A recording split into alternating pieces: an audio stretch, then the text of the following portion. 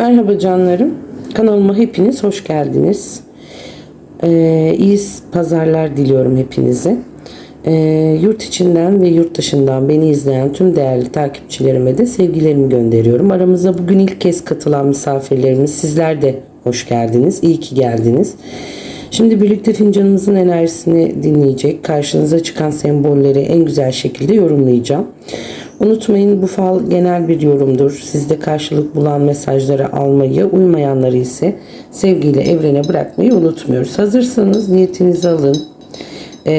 Hep birlikte fincanın bize anlatmak istediği mesajlara geçelim. Bakalım bugün bu arada fincanımız tutmuş arkadaşlar. Ben biraz kuruyor.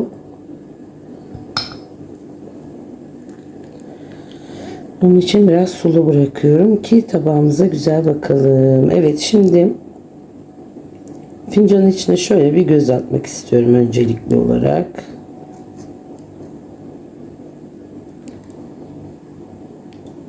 Güzel semboller var arkadaşlar.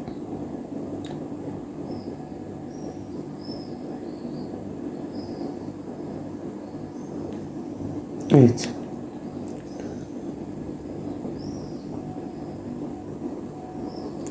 Şimdi burada fincanın dip kısmından başlamak istiyorum ben.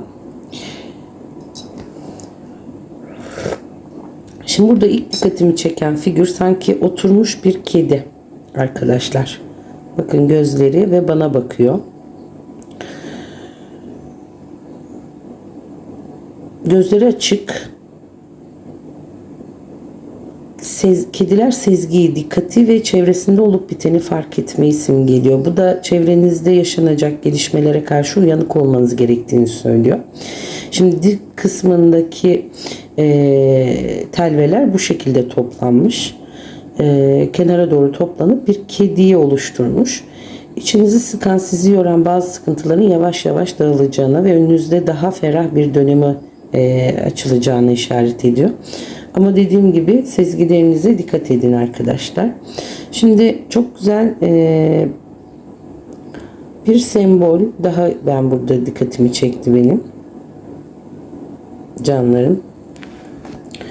Şimdi bakın hemen burada fincanın dip kısmında şurada bildiğiniz bir tek taşı andıran bir sembol.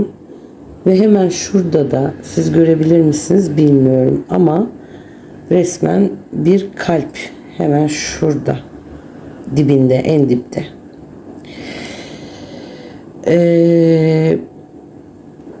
Şöyle diyeyim, iki kişinin bir arada, yani bu ikisinin bir arada çıkması gönül işlerinde iki kişinin güzel bir gelişme, ilişkinin ciddileşmesi, bir teklif ya da kalpten gelecek sevindirici bir haber. Bekar olanlar için ise yeni bir kısmet diyorum. İlişkisi olanlar için ise sevgi bağlarının güçlenmesi olarak yorumlayacağım arkadaşlar. Şimdi burada dipte gördüğümüz kedinin hemen üst kısmında şurada çok güzel bir tavus kuşu kuyruğunu da açmış arkadaşlar. Ağız kısmına doğru yükselmiş zaten. Tepesinde kalmış kedinin. Bu ağız kısmında çıkıyor olması değerinizin fark edileceğine, dikkat edileceğinize ve güzel gelişmelerin size doğru yaklaşacağını arkadaşlar simgeliyor. Tavus kuşu aynı zamanda şans, bereket, itibar, hayranlık uyandıran bir enerji simgeliyor. Özellikle emek verdiğiniz bir konuda takdir görebilir, göz önünde olabilirsiniz. Tavus kuşunun hemen ön tarafında ise sanki bana bir arıyı andırdı. Kıçında bir şey var, iğnesi arkadaşlar. Arı çalışkanlığı, bereketi ve emeklerin karşılığını almayı temsil ediyor. Ancak iğnesi olması, iğnesiyle çıkmış olması küçük bir uyarıyı da veriyor. Çevrenizde sizi kırabilecek sözlere ya da ufak tefek gerginliklere karşı dikkatli olun. Buna rağmen arının enerjisi genel olarak olumludur. Sabırla verdiğiniz emeklerin karşılığını alacağınız bereketli bir döneme gireceğinizi gösteriyor. Kedinin sezgisi, tavus kuşunun şansı ve arının bereketi bir araya geldiğinde fincan bu bize hem doğru kararlar alacağınıza hem de emeklerinizin karşılığını güzel haberlerle toplayacağınızı işaret.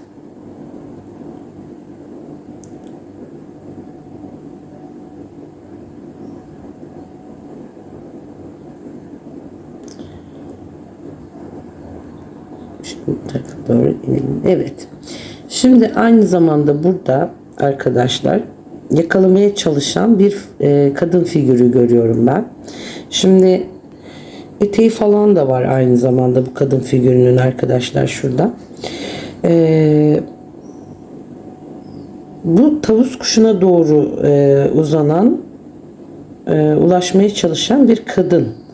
Eteği oldukça dediğim gibi belirgin. Hedeflerine ulaşmak için çaba gösteren, istediği bir şeyin peşinden kararlılıkla giden bir kişiyi temsil ediyor. Tavus kuşu zaten şans, değer ve güzel fırsatların sembolü. Kadının ona doğru yönelmiş olması ise bu fırsatın boşa gitmeyeceğini, emek verilerek elde edilecek bir başarıyı işaret ediyor. Bu figür sizi temsil ediyorsa uzun zamandır istediğiniz bir konuda ya da istediğiniz bir konuya adım adım yaklaşacağınızı söyleyebiliyor. Eğer hayatınızdaki başka bir kadın temsil ediyorsa o kişinin güzel bir gelişme yaşayacağı ya da çok istediği bir dileğine kavuşacağı anlamına geliyor. Şimdi bu kadının hemen arkasından bir yol gidiyor arkadaşlar. İnce ama çok net, aydınlık bir yol bu. Fincanın dip kısmından başlayıp kadın arkasından geçerek fincanın ağız kısmına kadar uzanıyor. Yolun açık olması çok güzel. Bekleyen bir işin önünün açılması, bir yolculuk, yeni bir başlangıç ya da hedefe doğru kararlı bir ilerleyiş anlamına geliyor. İnce olması ise bu sürecin sabır ve dikkat gerektirdiğini gösteriyor. Şimdi yolun bir tarafından bir kadın figürü dururken diğer tarafında ise arkadaşlar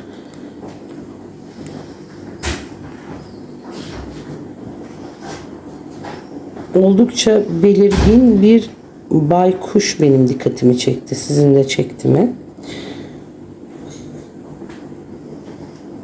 Yani diğer tarafında büyük bir baykuş belirmiş.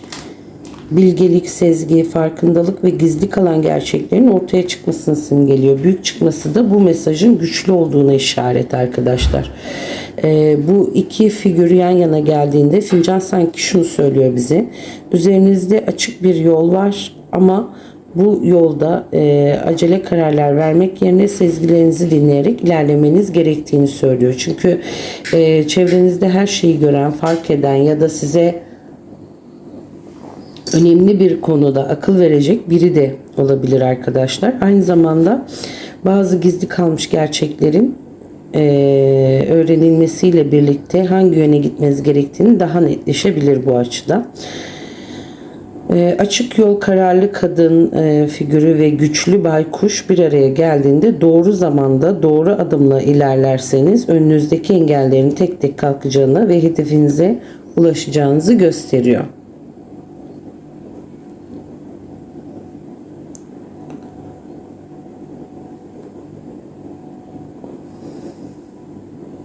Şimdi burada baykuşun hemen arka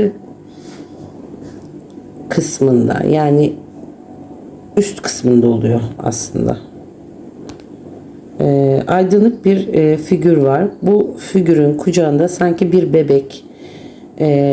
Öyle ki bebeğini seviyor, öpüyor ya da şefkatle sarılıyor. Figürün üst bedeni daha geniş, alt bedeni ise oldukça ince ve zarif görünüyor. Kucağında bebek taşıyan kadın figürü yeni başlangıçları, güzel haberleri, sevgiyle büyütülecek bir projeyi ya da aile içinde yaşanacak sevindirici gelişmeleri simgeliyor. Beyaz ve aydınlık çıkmış olması bu figürün ise gelişmenin temiz niyetle geleceğine ve hayırlı bir enerji taşıdığına işaret ediyor. Şimdi baykuşun hemen üzerinde yer alması önemli bir veya bu doğru zamanda alınacak bir kararın ya da sezgilerinize güvenerek atacağınız bir adımın sizi mutluluk getireceğini anlatıyor. Bazılarınız için ise aileyle ilgili sevindirici bir haber. Uzun zamandır emek verdiğiniz bir konunun güzel bir sonuca ulaşması da diyebilirim buna. Huzurlu ve olumlu bir enerji taşıyor. Şefkatin, sevginin ve hayırlı başlangıçların ön planda olduğu güzel bir görüntü var burada.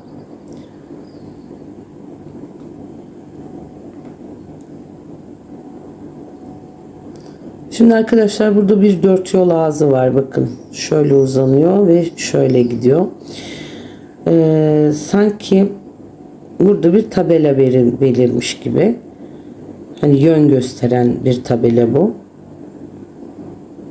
Şimdi bu dört yol ağzı birden fazla seçenek, önemli bir karar ya da hayatın dönüm noktasından birini temsil ediyor. Yani önünüzde farklı yolların açılacağı ve bir seçim yapmanız gereken bir süreç bu.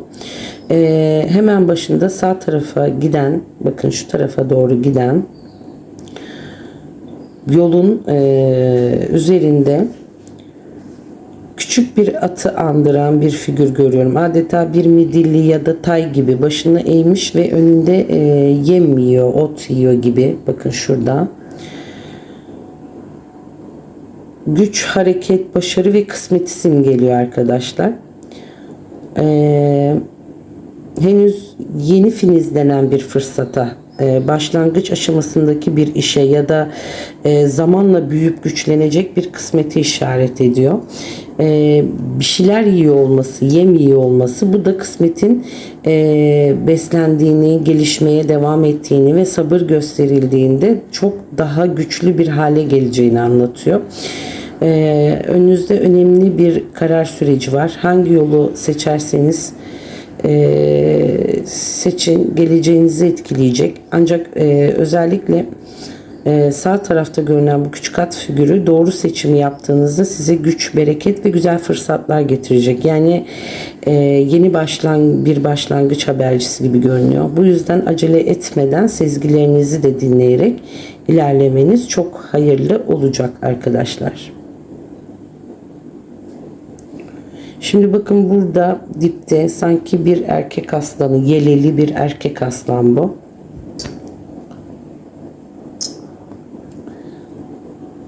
Çok güçlü bir figür.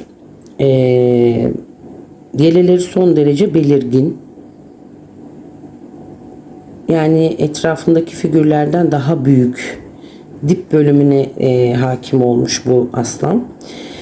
Güç, otorite, liderlik, cesaret ve kararlılığı temsil eder. Bu kadar büyük çıkması ise bu enerjinin çok baskın olduğunu gösteriyor. Sözü geçen, güçlü karakterli bir erkek olabilir ya da sizi etkileyecek önemli bir otorite figürünü simgeliyor. Bazılarınız için bu bir eş, baba, patron ya da hayatınıza girecek güçlü bir karakter olarak da yorumlayabilirim. Şimdi aslanın az önce bahsettiğimiz kedi, arı, dört yol ağzı gibi sembollerin hepsinin tam ortasında yer alıyor. Bu da tesadüf değil. Sanki fincan size karar verme aşamasında güçlü bir kişinin etkisinin olacağını ya da cesaret göstererek doğru yolu seçmeniz gerektiğini söylüyor. Şimdi yelelerinin belirgin, aslanın sadece güç değil, aynı zamanda saygın ve dikkat çeken bir enerji taşıdığını gösteriyor. Eğer uzun zamandır beklediğiniz bir konu varsa bu figür engelleri aşabilecek güce sahip olduğunuzu ve doğru zamanda cesur bir adım attığınızda önünüzün açılacağını anlatıyor. Buradaki genel enerji olarak baktığımda korkutucu değil, tam tersine koruyan, yol gösteren ve sizi daha güçlü bir döneme hazırlayan bir sembol arkadaşlar bu aslan. Evet, tabağımıza gelelim.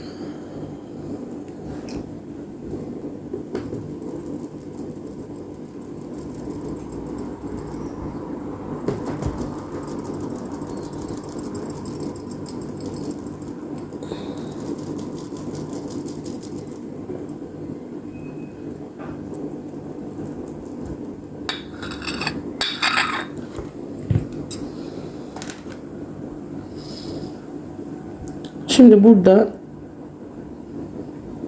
iki tane figür görüyorum ama birbiriyle bağlantılı arkadaşlar. Ve onun hemen arkasında yani burada bir kadın ve bir erkek birbiriyle bağlantılı ve onun hemen arkasında ince yapılı bir kişi daha var ama bu erkeğin arkasında duruyor. Kadının elinde ise sanki bir yastık ve yastığın üstünde bir şey var. Bakın, bir figür bir şey sunuyor gibi bir yere ama bunlar hepsi birlik. Bu üç kişi birlik, yani birbirleriyle bağlantısı var arkadaşlar. Şimdi önce bunu yorumlayacağım. Şimdi üçü birbiriyle bağlantılı, yani aynı olayın ya da aynı sürecin içindeler. Kadının elinde yastık ya da tepsi gibi duran bu şey. Onun üzerinde küçük bir figür daha belirmiş. Bunu ben yastık olarak yorumlayacağım. Bana öyle geliyor ki bu kadın elindeki bir yere elindekini bir yere sunuyor ya da birine takdim ediyor gibi duruyor. Bu tür görüntüler genellikle ortak bir işi, aile içinde yapılacak önemli bir konuşmayı, bir buluşmayı da birlikte alınacak bir kararı da simgeliyor. Kadının bir şey sunuyor gibi görünmesi ise güzel bir haberin, bir teklifin, bir de davetin ya da değerli bir fırsatın gündeme gelebileceğini gösteriyor. Erkeğin hemen arkasında duran ince yapılı kişi de bu gelişmelerin etkisi olacak ama daha geri planda kalacak biri bu. Yani asıl karar verecekler kadın ve erkek gibi görünürken üçüncü kişi destek veren ya da olayları uzaktan yönlendiren biri. Genel enerji oldukça uyumlu. Bu üç figürün birbirinden kopuk değil, aksine aynı bütünün parçaları olarak çıkmış. Yani birlikte hareket edildiğinde hayırlı sonuçlar alınacağını, özellikle aile, iş ya da özel hayatla ilgili önemli bir gelişmenin ortak bir kararla şekilleneceğini gösteriyor. Bu bölümde ayrılık değil, birlik ve dayanışma enerjisi çok güçlü arkadaşlar.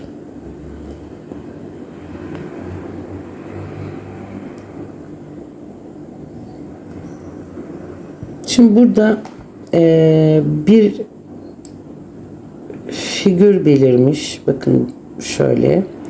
Bunun sanki şöyle söyleyeyim bunu. Şimdi bu kişinin boyun kısmında başı öne doğru eğik arkadaşlar. Boyun kısmından böyle eğilmiş, ellerinde bir şey taşıyor ancak bir de şurada bir sopanın ucunda bir çıkısı var bu kadının. Bu da bir kadın. Bakın etekleri var. Bu da bir kadın. Hatta topuzu var arkadaşlar. Bu da bir kadın figürü. Bakın. Buradaki enerji de çok aydınlık, güzel çıkmış. Şimdi etekleri oldukça net dedik. Bu bir kadın. Hatta saçını topuz yapmış. Bu iki figür bir arada değerlendirdiğimde arkadaşlar. Şimdi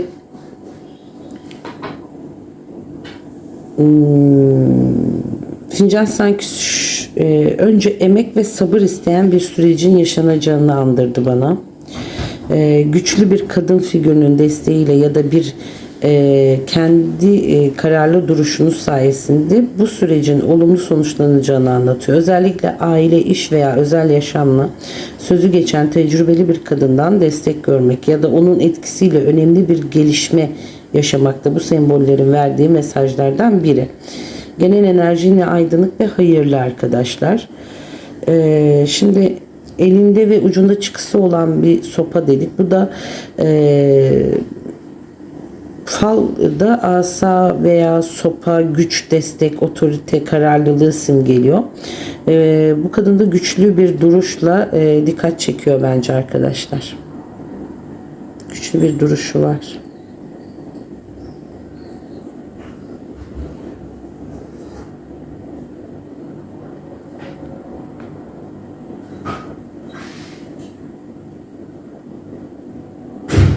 Evet, şimdilik bu kadar.